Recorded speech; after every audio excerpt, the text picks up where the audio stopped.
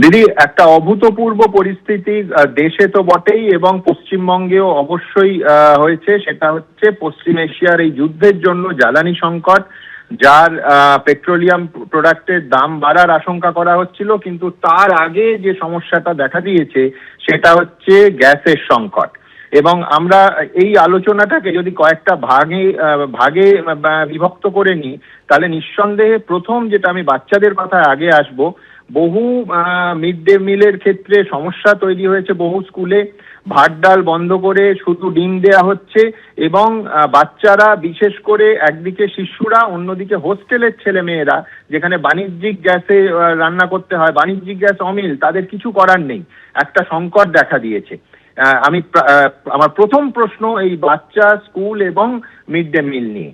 আপনাদের বলি যে আমি অলরেডি সকাল থেকে এই নিয়ে আলোচনায় আছি। আমার চিফ সেক্রেটারি থেকে শুরু করে সবার সাথে কথা হয়েছে এবং কালকে আমরা সমস্ত আর্জেন্ট মিটিংও ডেকেছি সব ডিপার্টমেন্টকে নিয়ে।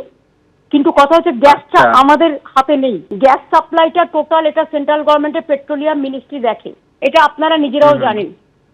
তো আমার কথা হচ্ছে এবং কালকে অত্যাবশ্যকীয় পণ্য আইন 1955 জারি হয়েছে, তো যার ফলে মানে এটার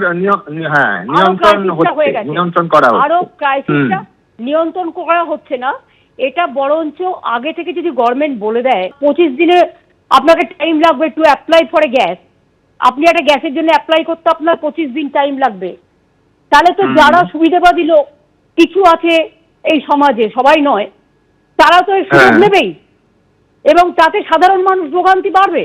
সুতরাং কেন সেন্ট্রাল গভর্নমেন্ট, আপনি বলছেন এই জন্য কালোবাজারি হয়েছে? কালোবাজারি হয়েছে আমি এখনো বলছি না, আমি এখনো বলছি না। তার কারণ হচ্ছে সেন্ট্রাল গভর্নমেন্ট এটা অ্যালাউ করেছেন। তাদের প্রথমেই বোঝা উচিত ছিল যে তোমার মজুদ ভান্ডার কত আছে। গ্যাসের মজুদ ভান্ডার নেই কেন? প্রত্যেকটা গ্যাসে পেট্রোল পাম্পে রেতে দেখবেন নরেন্দ্র মোদীর ছবি থাকে।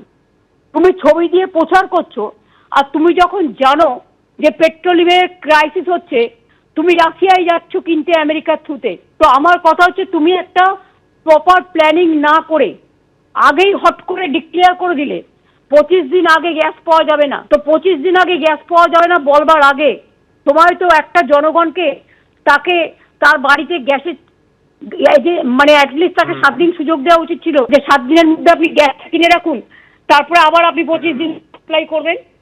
সেটা না করে হঠাৎ করে গভর্নমেন্ট যদি নিজে ভুল সিদ্ধান্ত নেয়, এখন তুমি এসমা জারি করেছো, এসমা জারি করে কি করবে? যাকে তোমার পছন্দ নয় তাকে তুমি গ্রেফতার করবে, কিন্তু তাতে কি মানুষের সমস্যা সমাধান হবে?